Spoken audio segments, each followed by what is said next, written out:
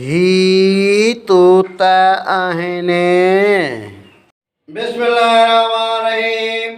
अखर ते वा ते आवाज़ तू त लफ्ज़ तू त मददगार लफ्ज़ ही आहिनि। जुमलो ही तू त आहिनि। हये ज़ेरे ही तेवा पेशा तू ते ज़बर त तू त अलफ़ मद वा हे ज़ेरे हे नून ज़ेरे ने आहिनि। तू त ही तू त आहिनि। तूत हिकु वण जो क़िस्म आहे। तूत उन जो मेवो आहे।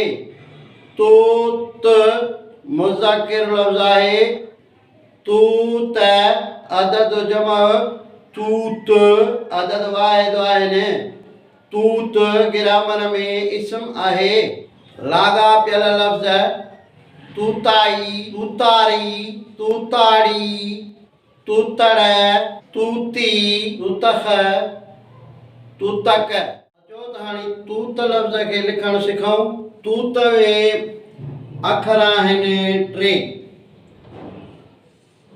ते वाव ते। हाणे हिन खे लिखण जे लाइ ते खे सिट ते आणिबो। पहिरीं मुंड में उन जी शिकिल मटिजी वेंदी आहे। पोयों वाह मिलाइबो सावा थींदो। पेथो पेश ईंदो सावा थींदो तू।